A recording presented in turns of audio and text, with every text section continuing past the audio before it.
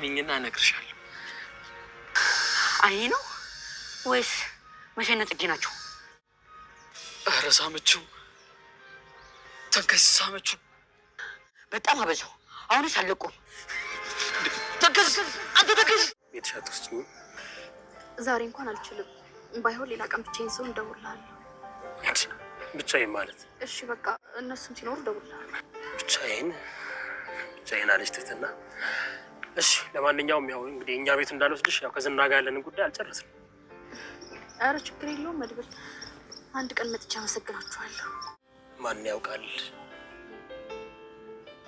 እሺ በቃ መድብል እደውልልሃለሁ። እሺ በቃ ትህትና ደውይልኝ፣ እንገናኛለን። እሺ ቻው። እሺ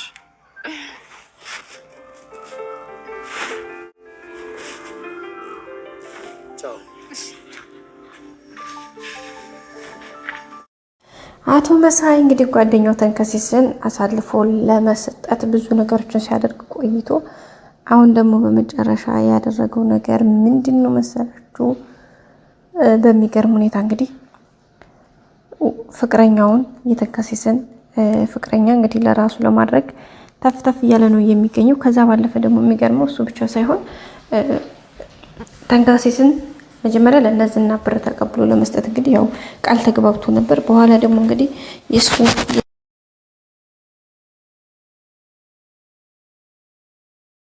እንግዲህ ደግሞ እዚህኛው ዝና ላከው ሰው ጋር ተንከሲስን በራሳቸው መንገድ ለማድረግ ተፍተፍ እያሉ ነው የሚገኙት። ምክንያቱም ዝና ሳያቅ ማለት ነው። ምክንያቱም ዝና የሚሰጣቸው ትንሽ ብር ነው፣ እነሱ ግን በትልቅ ብር ለመክበርና የራሳቸው ሙሉ ክፍያውን ወደ ራሳቸው ለማምጣት ተፍተፍ እያሉ ነው የሚገኙት። ተንከሲስም እዚህ መካከል ላይ እንግዲህ መሳይን ምንም አያምነውም። እንደምታውቁት አሁን ላይ በተለይ ምንም እያመነው አይደለም። የሚገርመው አንዲት ፍቅረኛ ነበረችው የሚወዳት፣ እሷን እንግዲህ በገንዘብና በአንዳንድ ሰበብ እያታለለ አሁን ወደ ራሱ ለመሳብ ነው እየፈለገ ያለው ማለት ቤተሰቦቻችን። ግን ደግሞ ይሄ እንደዚህ በዚህ እያለ በተጨማሪ ምንድነው ያደረገው? ልጅቷን ወደ ራሱ ለማድረግ ከዛም አልፎ እንግዲህ የሆነ ስራ እጅ ላይ ያለ አሪፍ ነው፣ በጣም ሀብታም ያደርገናል።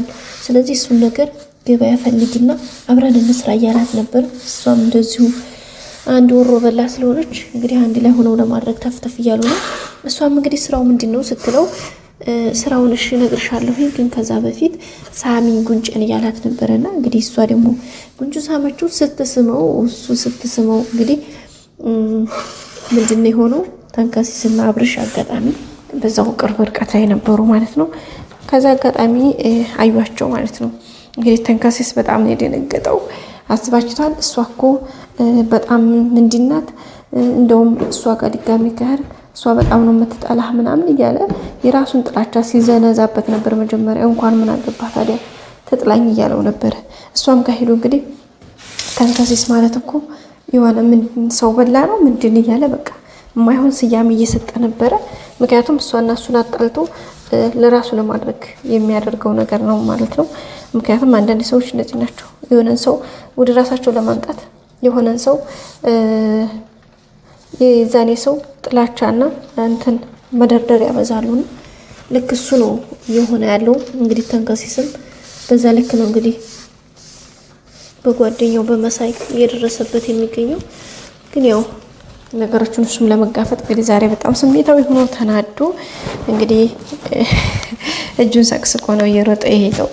እንግዲህ ምናልባት ዛሬ መሳይ ላይ ተርፍ ይችላል ትላላችሁ። አብርሽ ደግሞ ኧረ ተረጋጋ እባክህ እያለ እንግዲህ ገላጋይ ሆኖ ከኋላ እየተከተለ ነው የሚገኘው። ዛሬ እንግዲህ ተንከሲስ ያው የልቡን አድርሶ ነው የሚመለሰው ብዬ ተስፋ አድርጋለሁ።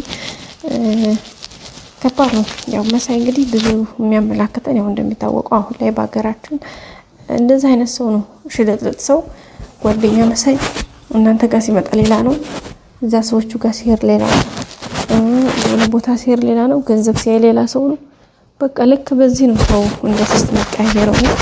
ጥቅማቸውን ብቻ የሆነ ገንዘብ የሚያስገኝ ነገር ሆኖ ሲገኝ ብቻ ነው እነሱ ቅድሚያ የሚገኙት። ከዛ በውጭ ግን የእናንተ ጉዳያችሁ አይደለም። የእናንተ ደንታችሁ አይደለም። ኤቭሪቲንግ ምንም አይነት ነገር ቦታ የላቸውም። ካስፈለገ ዲብ እናድርገው ጥሩ ዋጋ ካገኙባችሁ እናንተንም ይሸጧችኋል። ምንም የማይሸጡባችሁ ምንም ምክንያት የለው። አንድ በአንድ ማለት ነው። እና እንግዲህ በጣም ከባድ ነው ቤተሰቦቻችን እየሆነ ያለው እንግዲህ እያደረገ ያለው እንደዛ ነው። ያው የሚሆነውን ነገር ለማድረግ እንግዲህ እንትን እያለ ነው ቤተሰቦቻችን። ያው እንግዲህ ተንከሲስም በጣም እየተናደደ ነው የሚገኘው። ያው እንግዲህ ምን ታደርጉታላችሁ? ያው በትዕግስት ማለፍ ነው ጋይስ። ምንም ማድረግ ስለማይቻል እንግዲህ እሱም ብቻ እጁን ሰቅስቆ ሄዷል ነገሮችን እንትን ለማለት ግን ያው የሚሳካለት አልመሰለኝም። ምክንያቱም አቅሙ ወኔውም አይኖረውም። እንግዲህ አብርሽ ገባ ብዙ ለያይቷቸው እንደሚሄዱ ተስፋ እናደርጋለን። ከዛ ውጭ ግን በጣም ከባድ ነው። ምክንያቱም የመሳይ ባህሪ በጣም አስቸጋሪ ነው። ምክንያቱም አንዴ ይዛ ነው አንዴ ይዛ ነው። እዚህ ነው ስትሉት እዛ ይገኛል፣ እዛ ነው ስትሉት ደግሞ እዛ ይገኛል። እና ተንከሲስ በቃ በጣም የተናደድበት እንግዲህ እሱን ፊት አሳልፎ ለመስጠት ብዙ ነገሮችን ሲያደርግ ነበር። ብዙ ሙከራዎችን ሲሞክር ነበር። አልሳካ ሲለው ደግሞ በቃ ወደ አንዱ ዞር ይላል። አንዱ አልሳካ ሲለው ወደ አንዱ እነዚህና ጋር የጀመረው ፕሮሰስ አልሳካ ብሎትኝ ሲቀር ምን አደረገ? አሁን ደግሞ ከተላከው ሰውዬ ጋር ሌላ ጀመረ ማለት ነው። እሱን ደግሞ አልሳካ ሲለው አሁን ከዚችኛቱ ከሴቷ ልጅ ጋር ደግሞ ጀመረ፣ ወይም ደግሞ ከተንከሲስ ፍቅረኛ ጋር ማለት ነው። ስለዚህ ተንከሲስን እንደማንም ብሎ ማስወገር እንፈልገው። አንደኛ የዘር ፍሬው እኮ አሪፍ ነው ተባለ የሚለው ተንከሲስን ለማስወገድ ፈልጎ ነው እንጂ ምንም ነገር የተንከሲስ ምንም የሚፈልግ ነገር ኖሮት አይደለም። እና ሰው የሆነ ነገራችን ሲፈልጉ በቃ ለአንደኛችሁ እንትን ነው ማስወገር ነው የሚፈልጉት። እና በቃ በዚህ ልክ ነው። ገብቷችኋል ጋይስ? ሰው እንግዲህ ተንከሲስን እንደዚህ እያሰቃየው ነው የሚገኘው። ተንከሲስም እንግዲህ ነገሮችን በትዕግስትና በብልሃት እንደሚያልፋቸው ተስፋ እናደርጋለን። የዛሬው ቪዲዮ ይመስል ነበረ። እስኪ ምን ትላላችሁ እናንተ? መሳይ ምን መደረግ ነው ያለበት? መሳይ መደብደብ ነው ያለበት ወይስ ምን? ይሄ ድብደባ ብቻ አይበቃውም እንዴ? በድብደባ ብቻ ሳይሆን ይሄ በደም መጀለጥ አለበት ጋይስ፣ መጀለጥ ነው ያለበት። እና ውድ ቤተሰቦቻችን የዛሬው ቪዲዮ ይመስል ነበር። በቀጣይ ቪዲዮ እስከምንገናኝ ሰብስክራይብ፣ ላይክ፣ ሼር ማድረጋችሁን አትርሱ። መልካም ጊዜ። ባይ ባይ።